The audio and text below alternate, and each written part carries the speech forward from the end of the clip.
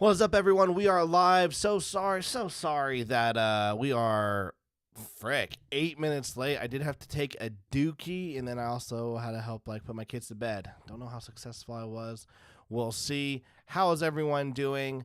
We are live on a Wednesday. Normally we do Mondays, but this last Monday was my wedding anniversary. 7 years to my beautiful wife, and yeah, just figured I should spend time hanging out with her. So yeah, that's what we did. And comics right now. I'm in this weird place in comics where I don't know how I feel about what's going on with the main with the big two right now.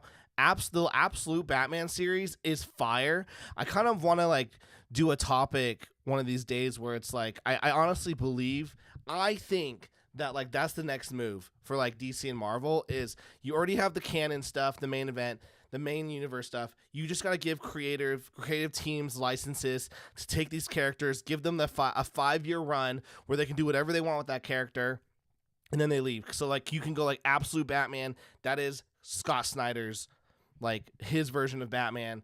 You have White Knight, which is Sean Gordon Murphy's Batman universe, and you just keep doing this, and what it does is it just sparks freaking, I don't know, creativity it sparks creativity in the creators, and then the audience is they're oh, this is something new. So I don't know, that's what I'm feeling right now. We got Massive Panda in the chat, we got the Crooked Painter, we got Ichthus in the chat. How you doing? What is up? Total excellence. We have a great show today. We got I'm gonna say his name wrong, so he's gonna have to tell me off. I think it's Rojo Kova. Is that right? Sorry, he's looking at me like you're good. He's got a Kickstarter. We're gonna be talking about stuff. We're gonna get into our origin story on how we met. I actually just thought about that and thought it was really interesting.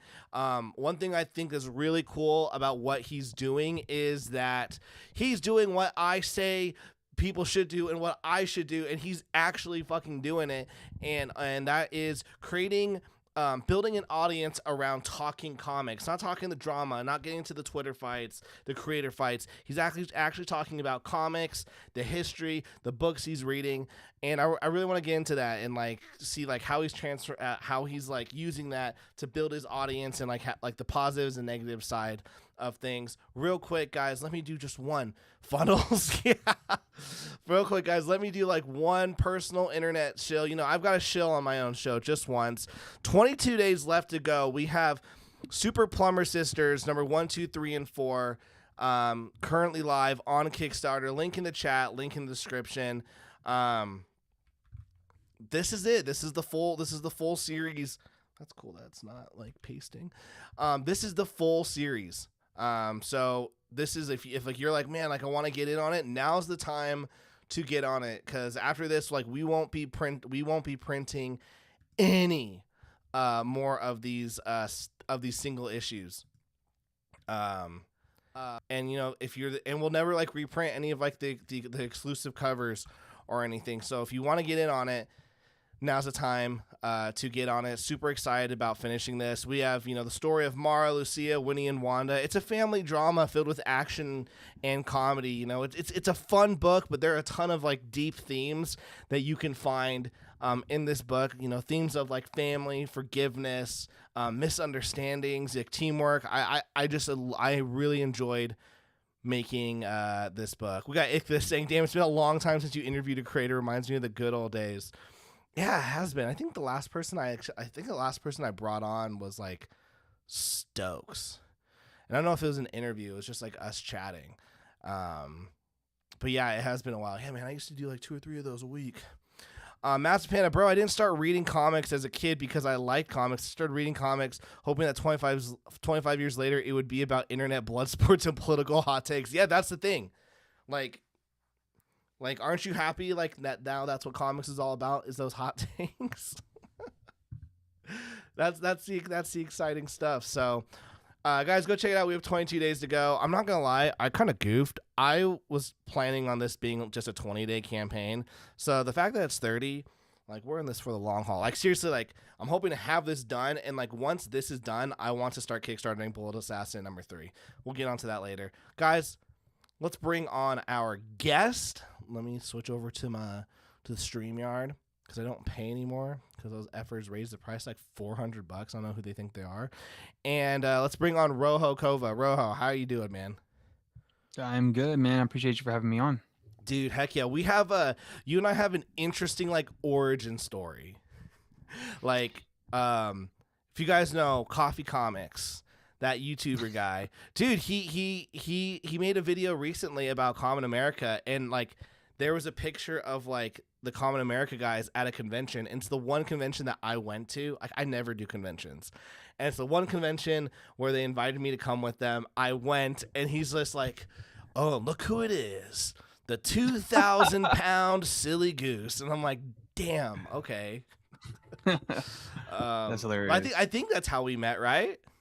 It was, I don't remember really. It was around that time because I mean, I had been watching your streams and like watching your channel like way before he even popped up. I had you do one video. I had you featured on one of my earlier videos when I started making like Yeah. video essays about like Kickstarter and stuff like that because I didn't even know what that was or really like generally what it was until I started really watching your live streams. I think I was leaving from a convention, and it was like an hour away. So I like put on one of your older streams. I saw one of your actual like edited videos, and then I saw you did a bunch of live streams, and you're like talking about marketing and stuff like that. And I watched a couple of them on my drive back home, and then I just subscribed and you know kept up with you then. And then yeah, I remember the coffee thing because I remember like you started beefing with him, he started beefing everybody like in like little group for like, and it was like a weird like cross paths of worlds because I was like I had already been watching him and you at the same time, Uh-huh. or not at the same time, but like you know a little bit later, and I did like a couple podcasts with him too and everything interviews because he had saw one of my videos that did like fairly well like at the time when I had like 200-300 subs. It was about like a comic book artist or like being pushed aside for like writers and stuff in the industry, and he saw it and he like I don't remember if he DM'd me on Instagram or whatever the hell, and he wanted me to come on and do one of his podcasts, and I did it, and then I did another one after that, and then I remember you guys started like beefing whatever, and then after that, he just like you know he's just a fucking nutcase, and then I comment one of you, I was like, bro, like this is whack, like what you're doing is whack, like you like all you're doing is talking shit about it, and he DM'd me, he's like, well, we're supposed to be cool bros. No, no, no. I was like, but you're like, you're super shitty. And then after that, he's like, whatever. And he's talking all this shit to me and all this other stuff. And then blah, blah, blah, blah. I was His like, you suck. content, And dude, then, is so negative. yeah, I mean, I think even back then, I think I remember we might have chatted a little bit and we are talking about how like that type of content isn't going to grow. And it has been like 2 years and it's pretty stagnant. I mean, he has like whatever core base of whoever the fuck watches his stuff, but like, you know, there's definitely a cap, especially if you're not doing like above and beyond like artistically or creatively than the people you're talking down on. You know what I'm saying? Like that's where like people like, you know, those comic gates, like the popular comic gates guys kind of like have their foot up because some of them were like former pros or like Ripperverse is like making millions of dollars. So it's kind of like people take that as like solidification to Like take talk they can shit. act like this. They can act like this way because they've got the authority But if you don't and the have, grounds, the foundation to stand on. yeah, if you don't have the accolades or like the skills that like are what you're talking to, just kind of like, okay, well, Yeah. that's cool, I guess. It sounds good, but like, you know, you're not doing it. And I think that's what I said. I was like, bro, you're like talking about all these high standards, but you're not, you know, you're not living up to those standards. And then he DM'd me, went all crazy and stuff. Like I didn't even DM back, and he like triple, quadruple DM'd me and was like freaking out. And I was like, bro, like chill out, So I like, love it when people like you don't respond back and they because go I was just they like, I get don't give angry a fuck. more. Like I was like, dude, I'm an adult. Like this is, it's not that serious. Like, and then he's just getting all mad, and then he's like, I want to make a video about you. He never did, but like whatever. And then you know, whatever. Fuck him. Like the dude sucks. So We got Larry in the house saying Niobe is a punk rocker. Yes, she is. We have the Crooked Painter. Is it that South African guy? Yeah, I think the Crooked Painter went hard on that guy, like through like an eval or something. The Crooked Painter says Mr. Kova digs the charts, brah. the charts. I don't know what that means, but we'll figure it out. What do you Let's see. We got Massive Panda saying, "Hell yeah, man! The old school Tyler days. I found Tyler because a super old video he did caused a huge fight in a Facebook group I was in. Old school lore. Yeah, dude. I was actually telling, like, I was talking to Tim Lim, and I was like, hey, dude, you realize that like me like being friends with you, I've like gone kicked out of like 5 or 6 groups just because we've been friends, and that was one Yeah, of them. I was like, I did an interview with Tim Lim, and they're like, he's a racist. that's Caden Sketch Coffee makes me want to go live off the land, live off the land like a real man and make manga. in the woods. You can go make manga in like the dust of South Africa if you want. Like I've lived there. It is what it is. Yeah. On the opposite though, and though, it's Rojo, right? Yeah, you can just say Kova though. That's fine. All right, Kova. On the opposite end though, you have created an audience of, like, I would say, like, I'd say positivity, where you're talking about like comic book topics that people like want to get into, like want to like for example, like, you know, the new king of comics, and you know that's Daniel Warren Johnson, and like to me, I feel like you've nailed in like the YouTube way of making content, like the new king of comics, and then there's a picture of a guy, and like in the background is like all the past kings of comics, and then you leave it on a loop of who is this guy, and then they click on that, or you know, the Invincible controversy. I mean, just a super powerful thumbnail. I mean, tell us like how, like, what got you into wanting to make this type of content? How did you like learn how to make this content well? Because a lot of people don't realize that, like, to make content, it's not just about the video. Like, most of it's the title and thumbnail. Like, yeah, 100%. Do you drop the knowledge? Man, so I mean, outside of just like watching your content, I was seeing what other people were doing in the space, especially the people who were like comic book creators, not just like people who are like fans, but people who are like the cartoonist kayfabe. Every time you'd watch their videos, they're always like telling you, "Oh, we have this book coming out. Oh, we have these books for sale." Da da da. Or a white manga. I don't know if you know what that is. Yeah. He's, you know, he makes a bunch. He was, you know, one of the first earlier adapters online who was making hella videos, and then he became popular. And now, I mean, his channel is kind of like he stopped making as many videos. He's busy. You know, he's popular now. He's published 5 manga, which is crazy. You know what I'm saying? He does a bunch of other freelance work and stuff like that. DD Mark, who was like a newer example of somebody I was paying attention to, and I saw his rise when I first started getting into comics. And you know, he's published by Dark Horse now. You know, he went from YouTube, and I made a whole video about that, like how artists are using YouTube as to, a way to, you know what I'm saying, as a way to get their audience and then put some product out. And then I even made a video, which is right there, about like YouTubers who aren't even like comic book people, but are like using their audience that they garnish over just making random YouTube videos, you know, saying Penguin Z or Corey Kenshin, RDC World, and they're just like, oh, I'm gonna make a manga or I'm gonna make a comic, and they're selling hundreds of thousands of units. You know what I'm saying? Like nothing. And so like that is just something I've been studying and been thinking out, especially as I've been trying to grow my skill as an artist and as a writer. And then I'm also like a YouTuber. Like I only watch, not a YouTuber, like I'm a YouTube fan. Like I actually watch a lot of YouTube. I actually am a fan of YouTube content.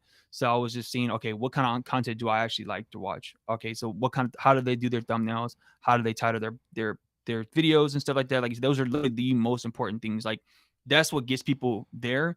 And then once they click on it, it's okay, how high quality is your content? You know what I'm saying? How are you wording your stuff? What are you talking about? You know, how do you keep people engaged? And those things I've learned through trial and error. I mean, I've been doing it for about like 2 years, and I've gradually grown to, like, you know, when we did our video together, I was like at 200-300 subscribers, and I'm at almost 12K. So I mean, it's just taking time. And then but even in my videos, I'm always saying, oh, I'm a comic book creator. At the end or like in the middle, I'll plug in, you know, whatever I got going on. And you know, that's just something that I've been harping down on, to where it's paid off, because, you know, not just with like the Kickstarter, but also just I have my own website where I post my own comics, and I've gotten sales gradually, and I've built my mailing list, and, you know, all those things that I've been learning, you know, around, as well as also growing my artistic skills at the same time. So it's like the growth of my comic book trajectory, career skills, and my YouTube thing is kind of like simultaneous right now, which I like. So as long as I keep it going, that's pretty much the plan, is like to build an audience on YouTube and just keep rising my skills up, so I don't have to like go to another publisher to get my books done or anything like that, be at the mercy of somebody else. You know what I'm saying? Like I want to be able to be like, look, I already have this audience of, I can guarantee you I can sell 1,000 units of this book by myself. But if we work together, we can, you know what I'm saying? Like something like that. That's kind of like my long-term goals with like making comics and stuff like that. But yeah. With no, I think that's awesome. Like I've actually got a DD Mark did like a cover for me for one of my books. I thought he was gonna help push it. He didn't. Also, like, dude, DD Mark's editing style, he's really good. And he only edits on iMovie. Really? Yeah, I remember he talks about that. Everybody's like, "Why do you edit?" He's like, "I just do iMovie." And I mean, I do mine on iMovie and CapCut, but yeah, he's really good. He's really good with like timing, Oh, pacing, dude, he's like, comedic, it's like his all first that like stuff. 10 seconds, like boop boop boop boop boop, and I'm like, I'm done. Yeah. I Hmm. can't. There's no way. Um, well, so like when you're creating, oh, my question I remember is, are you funneling these people into because Christopher C was like funnels? Are you bringing these people to like a newsletter, like getting like their emails? So yeah, so what I did was with one of my comic book friends, his name is Jeremy Heiler. I don't know if you know who he is, but he told me that like what he does. So he was doing this Batman series of like bootleg Batman books, and he was giving them out for free, and he was able to build his mailing list doing that. Mm. So I was okay. I'm gonna do that. So I have like a bunch of digital comics on my website for free. So like I always have like my plugs and stuff like that in my my description, and also on my pinned comics on my videos, and like, oh, go check my comics. So even if nobody wants to buy a comic, They're getting something they'll for they're free, and yeah, they'll be able to download. And now I had like a bunch of like random comics for download, but I just made one just big sampler of just like all my books that I have available. It's like the first like 10 pages, whatever the fuck. And so I was able to build my audience doing that. So like nice, my mailing list was like when I was just doing it without YouTube, my mailing list was probably like 10 people, and now it's like over 100 people. And nice. so like I've been able to do that. That's like a big thing. Yeah, that's I mean, so it's pretty much that's what I'm trying to do. I'm trying to like figure out how to convert people over to my website or to my Kickstarter or to buying my comics. So that's like the biggest thing that I've been trying to do for sure. Yeah, well, let's talk about the Kickstarter because like one thing that like there's a huge discussion. Even someone like DM'd me today saying like, hey, like I've got a Kickstarter. How do I get more eyes on my Kickstarter? And to me, like me personally, I feel like that's like the wrong question to ask. I think for me, the right question to ask is like, how do you just like how do you get the how do you get the Kickstarter people to back your book? And if like maybe the Kickstarter is like not the platform that your book is gonna thrive on, then like what's the Mhm. next step? Because like going back to like all those YouTubers and stuff, like they're not using Kickstarter. Like they're funneling people to their websites or like an Mhm. Amazon.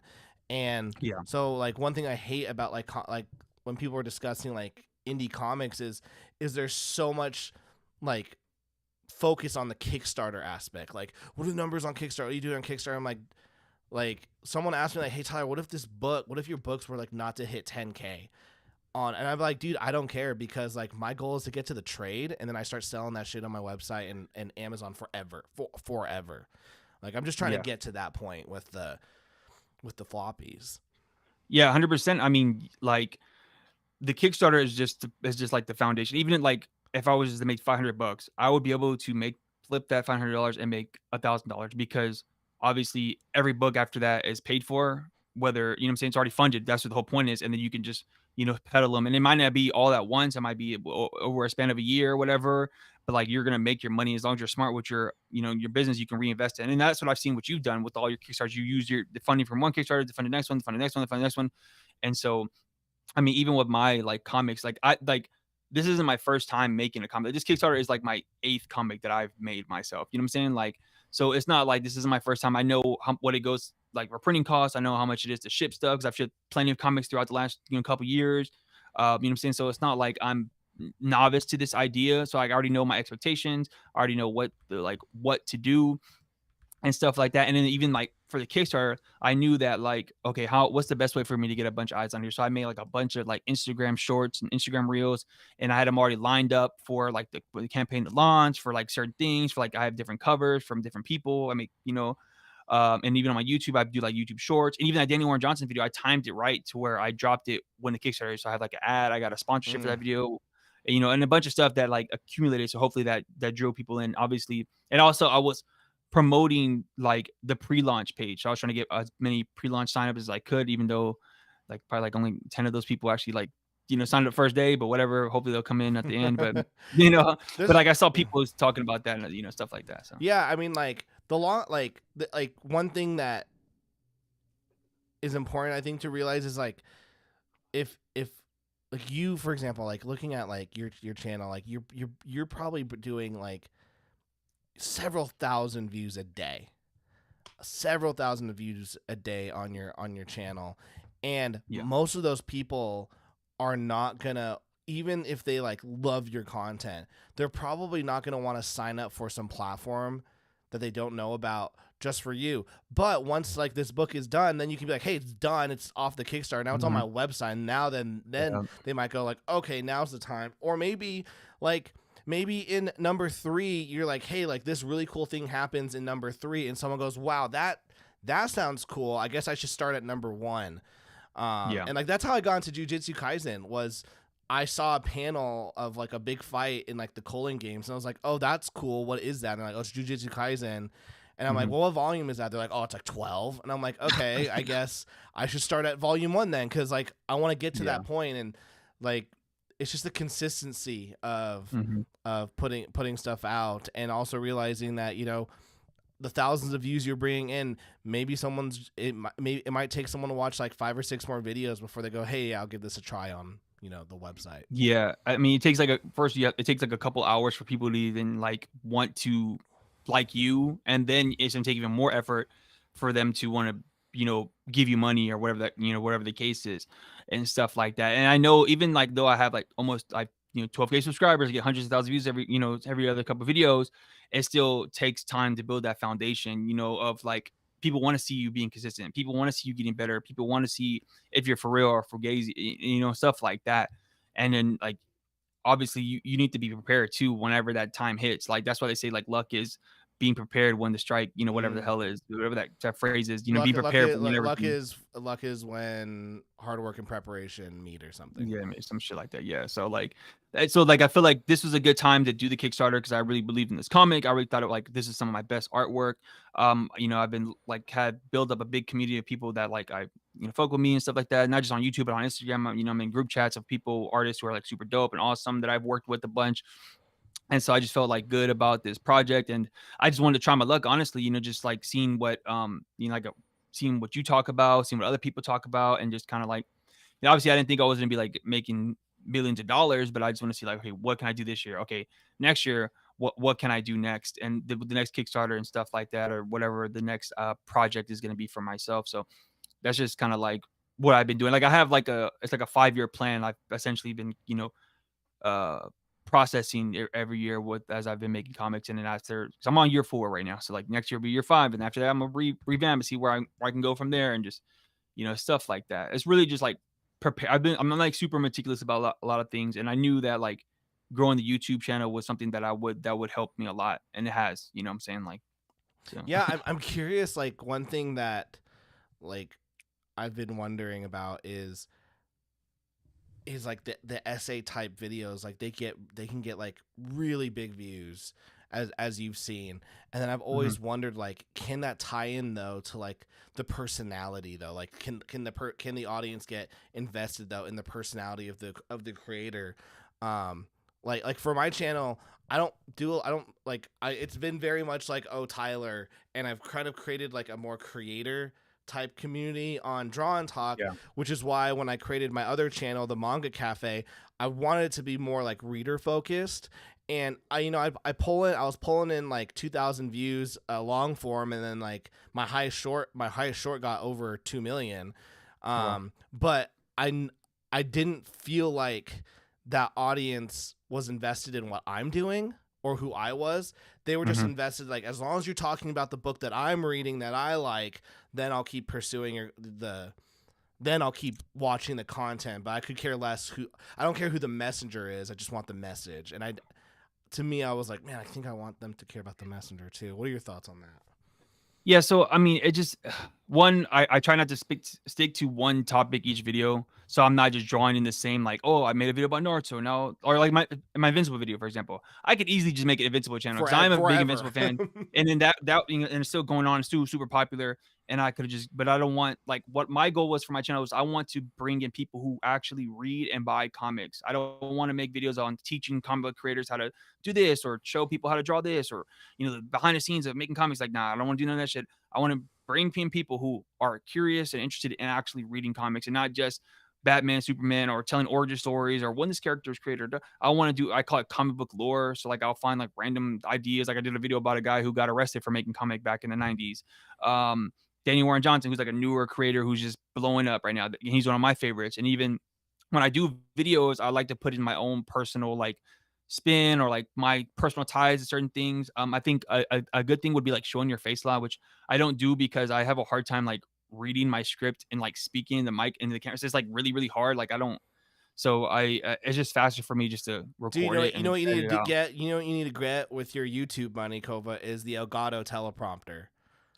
Yeah, I've seen people talk about the prompter, and I tried that. Like, I had a prompter, like there's like prompter app I downloaded on my laptop one time, and yeah, I just it's not a thing for It me. Like, I'll do like snippets, like I'll do like the intro, like this last video, I did like the first 5 seconds, and then I do like for my ad read, I show my face, and at the end I always show my face because at the end I usually just Oh, freestyle my fair, fair, thoughts. fair. Yeah, so it's like I whatever, know what you mean though. Like when I was doing like those essay type videos, like you would read your script and I go, "All right, for this sentence, I want to show my face." No, no, no, no, no, no. Yeah, that's what I do. Yeah, Go yeah, back and yeah, yeah, and read it. yeah. That's what I I do. just got the Elgato teleprompter though, because I'm working on a different channel, Hmm. that's not comics related, and it's like I can't like it's not like essays. I can't hide behind B-roll. I have to Yeah, be yeah. very much like Yeah, looking at the I pretty much camera. hide behind B-roll. I did like, and now, so when I first started, I would do like GIFs because I was like, I didn't want to get copyright strikes. So I Mm. didn't want to do like clips of like people with like movies or comics or anime, whatever the fuck I was talking about. And then I moved gradually to just getting like still pictures, and then I do like the effects in The CapCut, and moving, then like the it moving, works. yeah. Yeah, it works exactly the Dude, same. I fucking love Um, CapCut transitions. They make it so yeah, they're the easy. best. Yeah. Very easy is the best. And then like pretty much what I really focus on, like the editing is cool, whatever. It's just like the audio. Like I'm really big on like audio and making sure it sounds like a like I think what YouTube the best thing about it is like a lot of people watch it passively. So like I want to Yes. make sure my videos are the experience to where you can watch the videos without actually having to pay attention to what's going on the screen. Like you can watch while you're drawing or driving or whatever the fuck's you're doing. Like because that's how I watch YouTube. Like essentially my how I build my channel is how I enjoy YouTube. That's kind of like my mindset because I know there's millions of other people who do the same thing as me on Yeah, no, YouTube. I'm So with you. Like I watch so much YouTube and yet I feel like I don't actually watch it. I'm mostly just listening. And like mhm, if something is good, I'll maybe like peer my head on the second screen and then go, "All right, yeah, that was cool," and then go back too. But so yeah, I agree with you. yeah, Like audio is super important. super important. Is super important. Yeah, but I Um mean, even to get like people to like care to like go to my products and buy my stuff, I just think honestly, it just I mean, I haven't really I don't know yet. I haven't really figured out like I've done certain like things like on videos and stuff, and I always like I said, I always remind people that's what I'm doing, that's what I'm here, that's like that is my I am a comic book creator. I'm not just a YouTuber. You know what I'm saying? Like, so I feel like just I don't know. I think the bigger I make the audience, the bigger, the more people. Because I don't think obviously I don't like just because even look at my views like I have 12K subscribers, but not all 12K people watch my videos all the time. for You know what I'm saying? sure. Like, so it just I kind of get that same mindset when it comes to like going to my comics. If I if I can get like 1 to 2 deals a week, I feel happy because somebody cared enough to buy my comic or whatever or downloads. You know what I'm saying? That works a lot too. Uh, So Another thing might just be like um another thing just could be like maybe as someone who's done a ton of different stories, like maybe mhm, this just isn't the story that hits all the people that you want. Like yeah, I did a series called Demons. I could only get like 50 backers on that book. And I pushed it so hard on my YouTube channel and Twitter, yeah, and just like it never hit. And then I did a sci-fi book later, and I got it to 100, and I was like, okay, like there's some momentum. And I tried like a Cthulhu book, and I didn't do that very well. But then I found it more, and then I did the Girl with the Megafist that hit up a little, and then you just yeah. keep finding, and you go, okay, maybe I do some more stuff like that. Mhm. Um, yeah, Yeah, I think it just yes, like because like I picked this comic because it's like a manga style. It's shonen. It's more like and the thing it's Ultraman meets Berserk because it's like Ultraman with the main character. He's straight but transform into this Takusatsu type of character. He fights monsters in every chapter that I have created so far, and that's kind of like my vibe. And I felt like that was more of a mainstream thing because all the other comics I've made so far in between is I've made a horror comic and I made a slice of life comic, and then I made like a bootleg Spider-Man comic. And so, I mean, all those are add-ons on the campaign, but like those, I felt like those weren't like mainstream type of stories and stuff like that. So I feel like this one, I mean, this comic is doing perfectly fine. Like I said, I'm almost at funding goal, and I'm perfectly fine. Like as long as I make my funding goal, I will be perfectly satisfied and happy with that. You know what I'm saying? So like I'm not you got like 23 days to go. oh If you don't hit that funding goal, like yeah, I don't know, I did something wrong, yeah, but you did something wrong. so like, you know, and it's just trial and error. You know, this is my first time doing a Kickstarter. It's my first campaign. So, well, you know, once this is over with, I'm gonna like look back and see, okay, what could I do different? What could I do better? You know, some things I added to the campaign. I was like, okay, I thought that would do better than it is, and da da da. But you know, again, it's still only the first 5 days, 6 days. Well, You know what I'm something saying? something that a lot of creators like won't say either is that the reason why some of these creators who have like massive funding numbers, it isn't because of the book that they're selling. It's because of all the people who are grabbing the back catalog. So like, Yeah. you know, Growth the Mega Fist, like yeah, this is like probably like a great example. I mean, I could do this. Hold on, let me like not share my screen real quick. Yeah. You guys gonna see all the data. But like this one for example, let me just pull up like fulfillment. Get rid of this. Okay, let me just make sure there's no like anything in here that's gonna make someone. All right, perfect. We don't want to dox anyone. Okay, so like right here, the best way to just see how many people like have backed purely just for Super Plumber Sisters would be the digital deluxe. So like out of my 293 backers, only 64 people have either downloaded the physical or digital of like one of the are there for Super Plumber Sisters. Yeah. That's a lie. That's actually weird. That's not my bad, guys. This is not making sense to me. Where's the items? This should be in the items section. There we go. That makes more sense. Okay. 229 people out of like my backers, 229 people have gone the digital deluxe, and then 121 people just for like the cover A, cover F, 37 for this, and there's one more digital 26. So like this is like the makeup of like all the main backers of all the backers. But I'm also sold, you know, 4 sexy witches, no, like 1, 2, and 3. So like that alone right there is $40, $60. So that's 100, and then that's 80. So that's like right there already $200. Yeah. That was added because I threw in back catalog.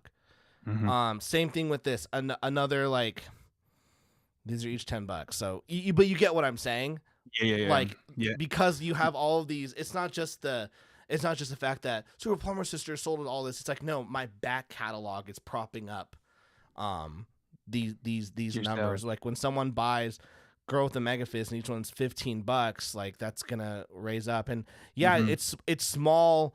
These might not look like big numbers, but when you like through a conglomerate, like when you look at the aggregate, it all adds up. It all adds up at the end of the day. Yeah, and that's what I did with. I mean, if you go to the add-ons, that's what I kind of did. I added pretty much all the books that I've done in my past. I've added as I love add-ons. that you added the bootleg Spider-Man. Oh yeah, I had to, man. That's a 56-page book. Like it's a really big book, and so those are my like add-ons that I've had pretty much from my my catalog that I have stock of, and I was like, well, might as well just add it because like I was like studying other people's campaigns. Like I studied some of your campaigns, studied what other people were doing, and kind of like see like what they were adding and not adding, and how they were formatting everything and making it look nice and shit. And I seen that like add-ons help a lot. I could tell, that is something that people want because this Kickstarter might be the person's chance to get into your work. And it's not just like, oh, I'm here for this book, but I can also get another book from Kova or something else he's done, and da da da. So that's why I think that this was another good time because I already had a bunch of other books under my belt that I have stock of and stuff like that. So I think that I mean, I've had a few sales where people added other books to the sale, and I saw like, okay, that's that helps and stuff. So yeah. I mean, this is where I nerd out. 1, 2, 3 divided by 39. So like your average backer is doing $31. Your main reward, if I just look at the digital, is 8 plus 15, which means that which means on average most of your backers are getting your main cover and one more and one other thing. So that's fantastic. So tell us real quick about AWOL. So AWOL. So initially, the initial idea was going to be because like I wanted to start like doing long format books because when I tabled at a few conventions, I kind of one of the conventions I had this big thick book that I worked on with a group of creators. It's like a Hellboy bootleg book. It's called Odd Jobbers. Okay. And it's like super thick, right? And the price point I was able to buy it at and the price point I was able to sell it for, was really good. The profit margins were really, really high. And I was like, okay, I think people are really more interested in buying a thick book for a good price than like, a floppy, whatever. You know what I'm saying? Like, so I was like, okay, first I want to do this as a manga size book. I want to do 4 chapters. And then I'm going to do a Kickstarter for it. But then I booked myself for a convention I'm going to in August. And I was like, okay, I want to have the book, at least issue 1, because I already had it done for the convention. So AWOL essentially is about, so the first issue is a standalone issue. All the other chapters 2, 3, and 4 will be a continuation story that leads into the next thing. So A1 number 1 is about the Wanderer, who is the main character, who essentially goes to this town full of gangs and monsters, and he goes in there and pretty much just tries to defend the people of the town from these gangs and this monster. And it's an action-packed story with some heart. It also sprinkles in the lore that will lead into like the bigger worlds for the next chapters and so forth. So this issue is a double-sized issue, so it's about 44 pages long. So you're getting your money's worth. It's all going to be gray toned, all drawn. Everything's drawn by me. I was able to get a bunch of dope covers from some other artist friends that they're willing to give me some cool covers. So I had these cool gifts like a couple days ago. I figured out you can do that, so I started doing that. That was sick. A little eye catching. So cover A is by me and a colorist. His name is TDJ Comics. He's a great artist and he's a cool colorist. And then cover B is by Jeremy Heiler, who is a really dope artist. Cover C is from my boy Brian Moss. He's another dope artist. And cover D is from Ian Cinco. So all those covers are available. And you also get the bundle of all the covers for like a discounted price of what you'd get all, individually. And so this Kickstarter is doing pretty good. I have like, the add-ons, like I said earlier, of all my other back catalog of books. I also have a mini print that you can get either as a bundle or you can just add it on with whatever cover you want to get. I also have like stretch goals, which hopefully I'll be able to, I also have the tier where you can get original art as well. And then the stretch goals are essentially like the first is the sticker pack. I have a sticker pack of all the, of like some AWOL stuff. I also was able to get, so Ian told me that he will get complimentary copies of his comic with whoever gets an order of cover A, cover D, or the pack of covers.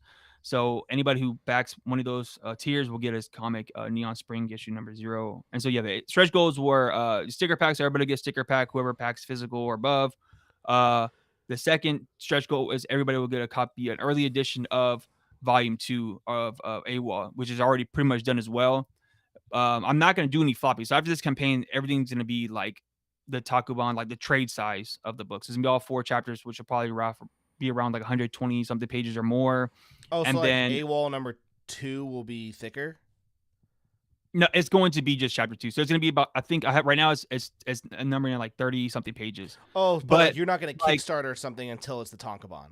Yeah, I don't want to, because just like I said, like I feel like the Takuban will work better at like tables, and I feel like people's money work. So, at least that's my theory. This is just hey, let's kickstart the story, but then after this, the next one is the Takuban. Yeah, all 4 chapters. Gotcha. So there's not going to be a AWOL number 2, 3, 4. It's just going to go straight to Takuban. So like you can get an exclusive early edition of book 2 with the stretch goal. So we get $2,000. Everybody will get a book. So that's essentially you'll get 3 books if we hit that stretch goal. And if we hit the next stretch goal, we'll get my art book as well. So that's literally 4 books for the cost of 1, or, whatever you want to get, add-ons and stuff like that. So I think it's pretty much, worth the deal. Because for me, I'm not like trying to like make hella money. I'm trying to just like get my stuff out there and just get more and more in people's hands, so anything that anybody wants to get, it will, I really appreciate it. Even if you just get the digital, that'd be dope. But like you'll be missing out on a lot of exclusive that you can get with, back in a physical copy of the book for sure. Yeah. Do you agree with the Takuban strategy? I mean, having a full like this is 200 pages.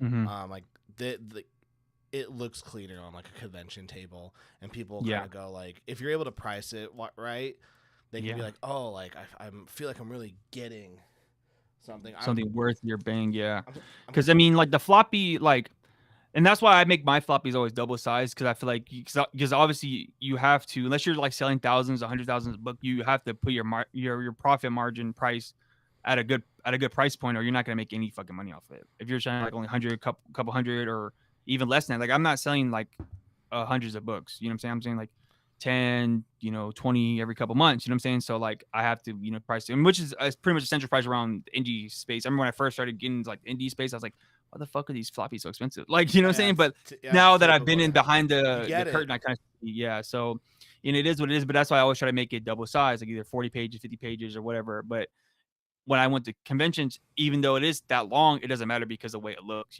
So that's just kind of like my mindset, at least for now. Yeah, dude, I'm so like anal about like wanting like the Tonkabon that like, so I've got like, this is a copy of The Growth of Megafist, had some defects. Never mind, this one didn't have defects, so I wasted a book. And I put like, this book is exactly 200 like 8 pages. So I put like, okay, like let's see if the camera will show it. Like this is what the Tonkabon would look like with 60 pages or 160.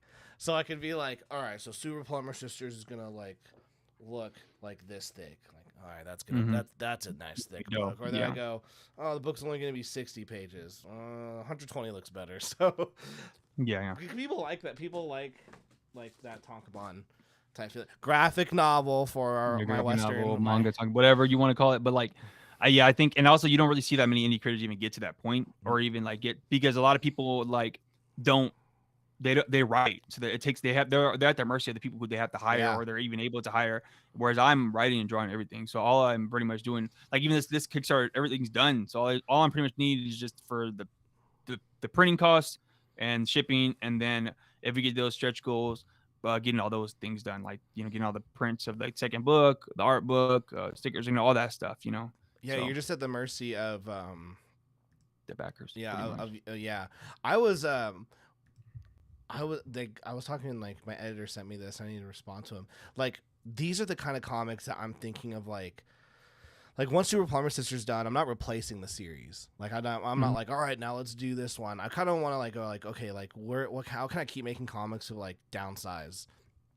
And this like I was kind of thinking of like doing more like social media type comics where it's like it's strips, like there's a panel, there's a panel, there's two panels, done.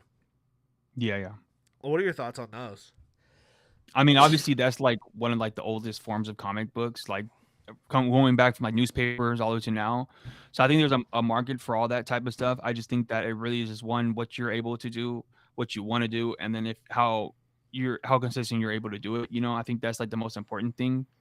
It's just like being like super consistent with everything. And I think that works on different formats. I mean, I follow pages on Instagram that do certain things, like similar things like that, where they do like gag comics, where they like do like a funny joke in 4 or 5 panels and it's over with. And I've seen a lot of people get popular, or like build an audience doing that, and then maybe they'll do like a print of it, or they'll sell digitals, or they'll make merchandise surrounding that type of stuff. So I think it really just depends on what format. Like I feel like each platform has a different audience of people who are like drawn to those different things. Like for like on Instagram, for example, I feel like Instagram is good for like people who do like fan art or like stuff like this. Like you can really get popular if you're really good at drawing Naruto or Dragon Ball Z or like Batman, Superman, da da da da. I mean, I haven't been on Twitter in a long time, so I don't really know how Twitter works anymore. Yeah, I mean, yeah, I'm staying away from it as well. And then even like on YouTube, I mean, I don't know anybody like that puts their comics on YouTube. Like I know people who've like done like got voice actors and voice over their own comics and stuff like that. But I don't really see how that, how popular it is with most people, or even have an audience, like to build an audience. That's why I do like the content I do. So I think it just really just depends on which platform you pick. I mean, I think on Facebook those things work as well. Like those type, I've seen people who have pages dedicated to like short form like comic strip comics, and they've done pretty well. So yeah, I'm trying to find. I'm sorry, I'm not like I'm not trying to be rude. I'm like trying to find like this like this like guy, and he makes comics. There we go. There, I found you, you son of a bitch. And whoa. Yeah, this is like this is how he gets people to his actual comics. Is where do I get like his? All right, here we go. I'm share my freaking screen. So he has like an actual like has like an actual comic that he's working on with like this particular character. My wife showed me this, but this is like how he gets people, like this is how he funnels them in. And I feel like any creator who sees this is going to be like, this is disgusting. Where's the one that she sent? Yeah, like I have a praise kink and a degradation kink. Okay, yeah, nice job, dumbass. Wait, no, I didn't mean that. Dang, Shawty bad. Yeah, she's Crazy. like he just does like these really like short, like there's a four like short like comic strips, and then he just like puts really bad audio over it. Like, would you like a fortune cookie? Sure. What is this? Big things are coming your way. Oh, okay. That's good. That was actually a fantastic fortune cookie. Fortune Okay, I knew some. yeah, like stupid gags, but then he actually has like it's Roy the Demon, and he actually like has share this like a comic that he's actually like making. Oh snap! Okay. With it, but he's just using that like character for like the silly TikTok stuff. Yeah, he probably just found that on like did that like on happenstance. It was just like something that just like he probably did it like one time. It blew up and was like, okay, I'm gonna keep doing this now. Yeah, exactly. Like that's really like what it takes sometimes is like you just do one and you go, okay, that like I think does this guy live in Utah? That's like that guy. What's his name? Brandon Chen, whatever. On TikTok. Yeah. He pretty much just get his be like, oh, so this is what this means, you know, and he became like the freaking one of the most popular like web comic guy, you know, manga right now. So I mean, I haven't seen him in a while, but like I know he was one popular really like back during like the pandemic, post-pandemic. Yeah, like million. Let's see, share this tab. Like million followers. He's still doing content. It's not like doing as well, like view wise, but like he's published through like he has multiple webtoon series to Pasek series. Yeah, I mean he got where he needed to and wanted, so I mean I don't think it really matters anymore at this point. Yeah, like it's one of those things where like you as a creator, like just from like the like talking to you, like you're very much like I want to be indie. Like I don't want like a corporate control. And for him, he's like, for Brandon, it's like, how do I like basically he did everything he could so he could build up a resume to then get into the corporate side of comics. So like these big corporations like Webtoons or Tapastic will reach out to him and be like, hey, we'll pay you to make stories. Yeah. I mean, yeah, I'm kind of more like leaning definitely into like the white manga, DD Mark type vibes where I'm just like gonna build up my audience and just like make a manga, and then like once I'm like too busy those making... two left though. I mean those two. Yeah, I mean I probably will. I probably if I get too busy making comics and I make enough money doing that, I might just fuck around and be like, I'll drop a video every once in a while. Because on YouTube, I feel like one of the biggest like lies or like things that people kind of like get tricked on is that you have to be like consistent. I think consistent is like dropping every day or dropping every just. I feel like as long as you're dropping consistently or like with the same quality at least like once or every couple months, depending on your audience, like people are willing to wait depending on how like because there's like video essayists who are like really really popular and who drop like once a year and then they drop 10 million views and then they'll disappear, or like whatever, like H Bomber guy or who's that comic guy, Matt? Oh yeah, that guy. Oh man, that guy, dude. I have a conspiracy theory. I think that guy, but when I first saw his channel, I was like, there's no way. He like probably had a channel before. Maybe. Kind of just figure something out and then was just like, okay, now I know what to do. Boom, boom, boom, boom, boom. And he hit all like the right, like people like, oh, I'm gonna do a video about the Ninja Turtles and then Batman and then Rob Liefeld because everybody hates Rob Liefeld. Okay, and then we're gonna do Todd McFarlane. Okay, and then we're gonna do and then, I mean, I like it's pretty cool for the most part. I mean, I'm not like I watch most of his videos.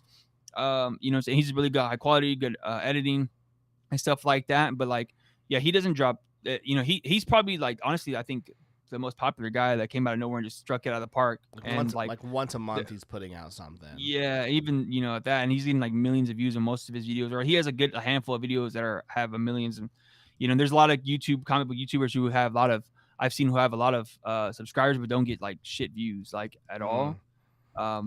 You know, but like he definitely like just fucking killed it, man. Like I don't know how he like, you know, but I'm pretty sure he has like a a history or like something, you know what I'm saying? Like I remember I talked about it in like one of my group chats, and somebody found out like, he was like a CEO at one point at somewhere, like, you know, so Like he definitely has the skill set. He didn't just come up yeah, like he's very I'm good at learning like, this. He's like I've got this. Like you have Mullet Man Comics, oh, I've who's seen his page you know before. doing these video essays. I mean, There's a lot of anime pages that are like, or manga pages that are like this. That's kind of where I kind of base my format off as well. There's a like the Masked Man. Yep, he's one of my favorites. love the Masked Man. But he draws really consistently. But he does like, he doesn't do like super duper long videos either. He does like 10, 15 minutes, maybe like 20 minutes. There's another guy. His name is Alecks, Alex. You know what? Let me just go to my manga cafe one because I follow all these guys. Yeah, and he drops like once every blue moon, and his videos are really really high quality. Um, he's like super duper good, and you know like he drops like once every like 3-4 months, 6 months, whatever the fuck. And I've definitely married myself after a lot of those manga channels. There's a lot of like, it's manga is like super popular on the internet. It's like you can make a manga channel, but the hard thing is that like there's so many good manga coming out, or like popular like manga, that like you have to keep up with it, or you're gonna be lost. Like, Yeah, and what's tough, and I found this out with my friend Nicholas Mueller, is like if you like they're passionate. If you say the wrong opinion, or like you're done, yeah, or yeah. That's why I don't even talk about manga or anime, or like because okay, if you get the or like maybe you don't understand the power system that like as well as you thought, they'll be like, dude, you got that, you don't know anything. You're like, oh bro, like I don't pronounce the names right. Like oh dude, like I dude, yeah, yeah, dude, I hate those comments. Like you said the name wrong. I'm like, I'm sorry. Shut up. Like I did 2 videos about Jujutsu Kaisen a long time ago, and I was like, yeah, Jujutsu Kaisen's kind of ass. And I like, it's like, well, it was a Oh, 2-part I remember video. you The making that video. The first video was about the fact that the only reason Jujutsu Kaisen is popular is because the animation is so good that you don't pay attention to the fact that the story is super ass. And it talked about like how these studios are so great that they're making these mids and like manga too popular. Like And then I followed it up. and Jujutsu And then I followed it up about like, I specifically honed in on Jujutsu Kaisen. I talked about how shitty it was, and then a fucking year later when it's ended, everybody says how shitty it is, and I was like, I've been saying that, like, there's not a fucking good manga. Like I remember reading, because I had been caught up by the time I read when posted video, and I was like, bro, what the fuck is going on with this? Like the story, it was a Culling Games. So it was like right after Culling Games story arc around that, and I was like, this story arc is really really bad. It's like all over the place. They're introducing all these random characters. You don't know what, and I was like, I don't even know what the main character even wants in the book. Like I don't know anything about him, and it's already like 200 chapters in. Like, and I was just like, dude, this shit sucks. And then I also was trying to like get like hype, like, you know, so I saw the one Saved by Anime video did pretty good real quick, and I was like, okay, let me do another one. And then the second one, they were trying to flame me up. I had all these freaking, because I was comparing it to like Naruto. Like, it's not like Naruto, it's more like Bleach and like Hunter x Hunter. And I was like, you know what? I don't care about manga. It's like I'm a Star Wars fan too, and I've like really been like, I don't like Star Wars no more because of just how like toxic the fan base is. And I was like, man, I could easily make videos about Star Wars, but I was like, I don't want to. Well, that's the tough part. Is that's the tough part is like some of these communities like are super intense. Like, you know, you're having like peak. Like some things will just be peak, and other people are like, this is trash. You have someone like Broken Ronin. His whole channel is like power scaling, like making people like go against each other. Like, you know, Isagi from freaking Blue Lock playing soccer versus Mahoraga. Like, like what would that look like? And then like really like to me, like most manga channels are just like beefing with like, let me just beef about, but at least they're beefing about the characters and the story, and not like beefing with each other. It's like putting fan bases against each other, or like enticing the fan bases, raging them out. But it's like, yeah, you're definitely talking about the content. And that's kind of like what I want to do with my channel. Also, I just want to talk about stronger, better than Bleach, and then you're just like, you know, you just know like the Naruto fans are coming up, the Bleach fans, they're gonna fight. You get 100,000 plus views, and you go, okay, who can we get to fight now? I try my best not to talk about like the people or anybody. Like it doesn't matter. Oh, what were we gonna say? Sorry. I was just gonna chat real quick. We got Hojo here. I'm talking comics tomorrow on my YouTube. I finally figured an angle, built my platform backwards. Well, it's good if you can find the angle faster. Like, that's always good. Masterpan, I think short comic strips can be a great way to get people hooked on your work and lead them to your more grandiose stories, provided you can maintain consistency with the online strips. Supersonic Scissors. We have Lautor saying this is true. I've backed Kickstarters before purely because I support the creator. Zebra Comics says the prompter is hard because your eyes will be reading when you read when really you should be looking at the camera. Well, that's why you get the prompter where the camera is right in front of the screen. So you position it so like your eyes are still looking at the camera, but you're just reading. You can get good at it. It's definitely tough. Caden Sketch. Hojo saying, Tyler, saw you were on. I'm totally stealing bitch lemonade. Don't. Okay, but you have to credit me at least one time. Caden Sketch, Matt is quality, but his videos all start to feel the same if you watch too many in a row. That's fair. I guess that'd be like more, that's kind of brand, I guess. Massive Panda, a lot of these YouTubers are giving counterproductive advice out here. Ain't nobody got time to make a new YouTube video every single day. Sounds like they want to exhaust their competition. Dakara, Tyler, what up? What sage wisdom do you have for us today? No sage wisdom. I'm trying to get the wisdom from Kova here, man. He's killing it on the YouTube. Caden Sketch, Shonen fans today can't get a good slow burn. They all go 0 to 60 in 3 chapters. That's true, actually. Like, if it doesn't hit immediately with Shonen fans, they go, this is trash, and, like, it gets canceled. Vegs Bacon, anime and manga fans are an interesting bunch. Shonen specifically. Zever, Blue Lock, you should listen to your ego. That's funny. It's tough. I mean, I'll pull up, like, here's the channel. I don't know if I'm ever going to go back to this channel. But like you really like you have it's like you like with anime and manga specifically, you have to pick what the zeitgeist is reading. If you read if you're like, I actually like this random one, they'll be like, yeah, we don't give like a fuck. They're like, you like we're all reading this right now, so read it. And you're like, I don't want to. Yeah, it's definitely like a wave. Like you have to get on the wave really fast. Like that one, the You Are Racist. I did a video about that manga because I saw it was trending. So I was like, let me try to be like one of those people who like hop on the trend real quick. See, and I got like 9,000 views in like a couple of days, and then it just like disappeared. Yeah, and then I was like, okay, well that's not doing that shit no more. Like that is okay, but okay, so like that is interesting that you bring that up because I started noticing that like that's so like the videos that you're doing on your channel are very evergreen. Like you can always watch. Sorry, man, I just like freaking burped. Like you can always go back and watch the Invincible controversy, how to handle trauma in comics. Like that is a forever topic. Like it doesn't matter. The comic artist was friends with Jeffrey Dahmer. That's always gonna be an interesting topic. Whereas when Nicholas Mueller and we were doing these like chapter 118 on Chainsaw Man reaction, like you would get a couple thousand views, and then once everyone had read that chapter and got all their reaction videos, done. So they're over it. They're over it. The only like video I keep getting views on are like some more like evergreen one. Maybe Meant to Be will be one of Webtoon's top originals, or this Batman one, or I have a Superman one that keeps getting views, or this Politics and Manga versus Comics keeps getting views. That's my highest one. But everything else where it's like, or this Common American one keeps getting views. Everything else that was very much like this chapter or this new thing, dead.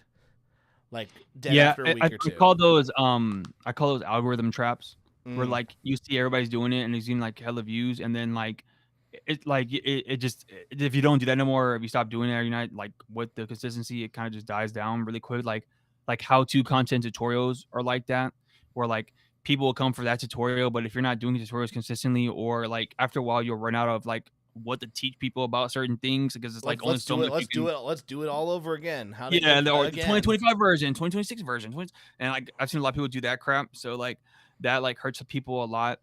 But with my it's fun that the Invincible video, the fucked up thing about that video is that it got demonetized, or it got limited monetization. So honestly, I think it would have been at 1 million views by now, but YouTube wanted to shame, just because it was dealing with the topic. No, the thumbnail, man, and because I had a different thumbnail before that was way better. It showed a little bit of cleavage and whatever. That's why I put that big ass pain in the back. Like it didn't have that on there. And because this is the rape scene. Yeah, so like it was, but you couldn't see it though. It was just like the silhouette, whatever. And so when you get flagged, like they just flag you, but don't tell you what the fuck you get flagged for. So like I tried to what's it called? Whenever you hit the YouTube people up and tell them like, oh, what's wrong? And they didn't say anything, and they're like, "Oh, the pillage is done." And I was like, "What the fuck? Y'all didn't even tell me what the fuck it was flagged for," because I thought it was for the content in the video.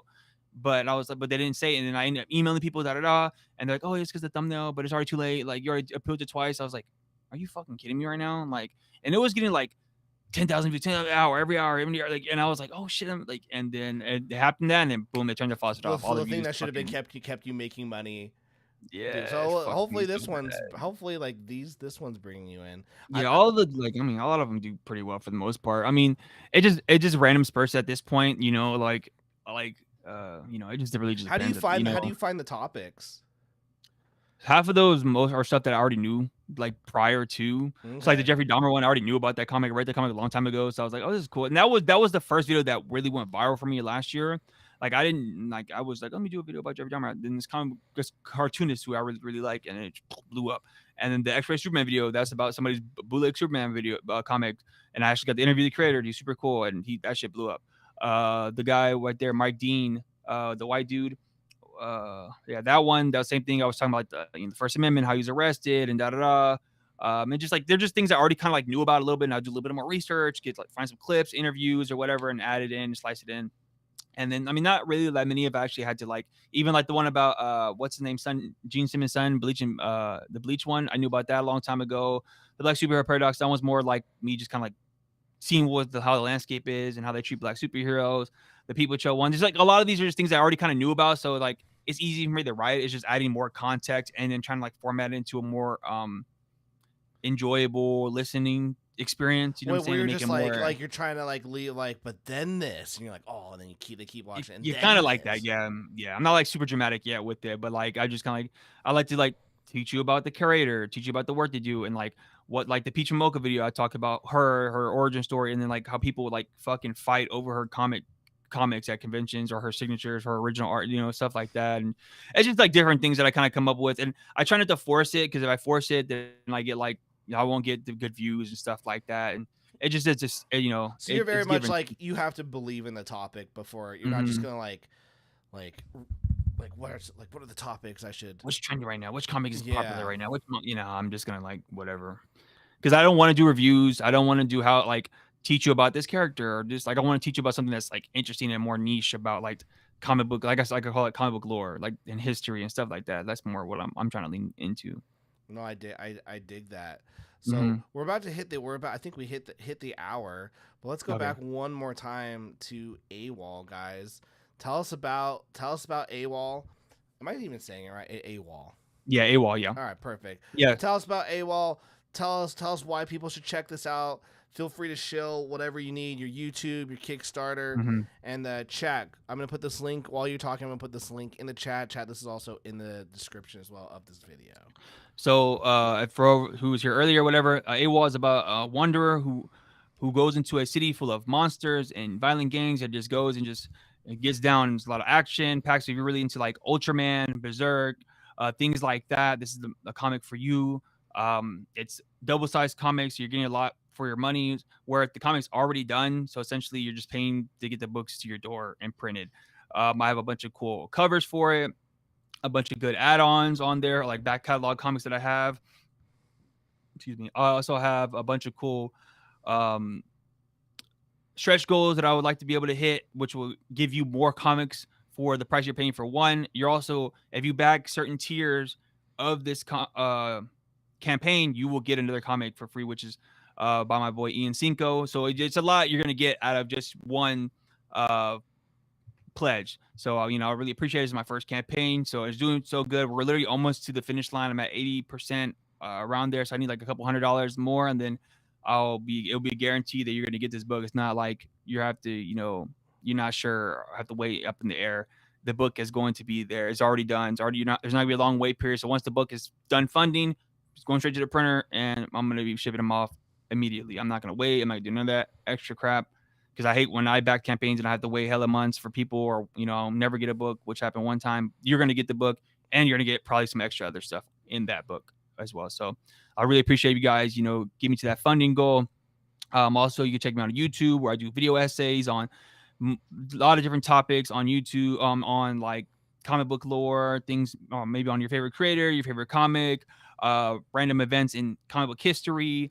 I also go live every once in a while, where I'll just, you know, talk about shit, talk to other creators that I know, draw sometimes, talk about my comics. So there's a lot of things like that. So yeah, I would appreciate you guys if you really, hit that link that Tyler dropped in the chat.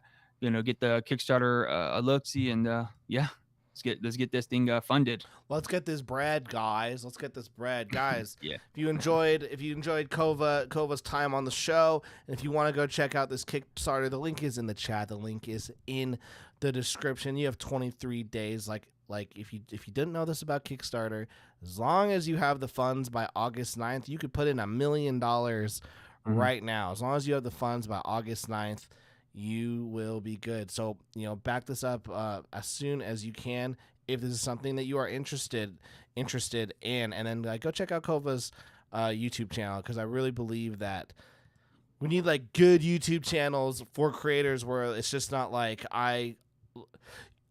fighting people, Yeah, for sure. Even though it's fun. It's fun. It's fun sometimes. I don't know. There's days where I want to I went a week uploading daily, and I was I don't know if this channel is dead, if it's even possible to bring it back up. I always say this is my glory era. These 12 videos.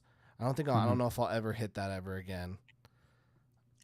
Yeah, I don't know. I think your algorithm might be all over the place at this point, but it could. What you could do is just rework a lot of that, all the stuff that worked. This is what Matt did. I'm telling you, he just got all the stuff that he saw that was working on his old channel and just remade it and made Matt with 4 T's, and then. Yeah, we didn't see Matt with 1 T, then 2, then 3. He's like, all right, the fucking 4th time. Yeah. That's true. I could just make a whole new one and start from zero. That's always the starting from zero part. That's always the hard part. Yeah, that does suck. Do you want to what if someone told oh, you got to start from zero again?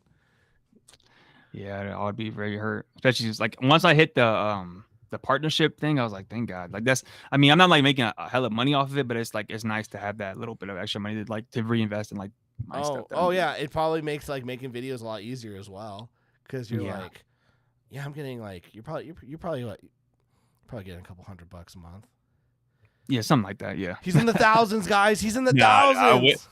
Man, I wish if I was in thousands, Kickstarter, I'm gonna just buzz it. Buy that shit right now. But I don't think people realize how little YouTube pays creators per video. And I'm even figuring out now, the longer the video, the more money I'll make. So now I'm gonna aim to make way longer formatted videos and stuff like that, and 20 minutes plus. Which then makes it even it takes even more time then to make the video. Yeah, to edit it down, all this other stuff. It's that Daniel Johnson video. Their initial cut is an hour long because I cut out all the dialogue where I fucked up at and the us, the you know what I'm saying.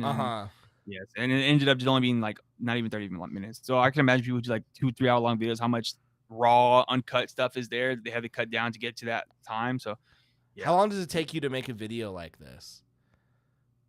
I would say to write the script, probably 2-3 days, just depending on how much knowledge I already know about it and what I want to say about the video. And then how much. And then the recording, the recording and the editing, probably 2-3 days, so probably a week's worth of time. Because it's not I'm doing it straight through. It's it takes a couple. You know what I'm saying? Write the script. I do that after I get off work. Does it take forever? Does it take forever to find all the clips? It used to, but now since I what's it called? I just do pictures. It's not I just do literally just pictures, and I'll sometimes reuse the same B-roll. I already had these interviews, and I just use the same B-roll because I don't like I said, I'm more focused on making it sound good than caring about what the fuck, you know what I'm saying? Yeah. What's actually on the screen. Unless I specifically call something out, then I got to find that picture or whatever. But if I'm not specifically calling something out, I'm just going to find whatever. Gotcha. Because you're just this is second freaking screen content. They're going to listen to it mostly. I dig it. Got the clout wall behind you. That's what we call our bookshelves. Here, clout wall. It's right there. All right, awesome. Let me let's see. Stop sharing. Where's the chat? Guys, make sure to go check out AWOL on Kickstarter. Link in the chat, link in the description. Kova, man, thank you so much for coming on the show, bro. Yeah, man, I appreciate you for having me on the channel. I've emailed a bunch of comic book channels, and they seem to be too busy apparently to email me back or anything, but whatever. But It's so yeah, I appreciate it. Especially since I've been watching you for so long, I learned a lot from your channel, so I really appreciate it. No, heck yeah. I know you're like, I'm not on Twitter. I will say there are a ton of like a lot of the YouTube creators who do live shows, who bring on guests. They're all on Twitter. Yeah, I just can't do the Twitter no more, man. It's too crazy. That's the risk you're gonna have to take. Or I see your channels, your live streams, what you be talking about. I'm like, I'll just learn from the Twitter stuff from your live streams to learn about these new characters and guys with mustaches that are like super crazy and stuff like that. Yeah, I'm cool with that. Yeah. It's all awesome. Guys, go check out Kova's channel. Go check out his Kickstarter. Thank you guys so much for watching the show. I don't know if I'm gonna do a live. I don't know the next time I'm gonna be doing a live stream because we've got like 500 books to package this week for My Sexy Witch. Academia, everything's now in my house, like all the crap. So now it's time for me to fucking start fulfilling. So much fun. So, Kova, man, thank you so much for coming on the show. Hey, I appreciate it, man. All right, now how do I fucking end this stream? End.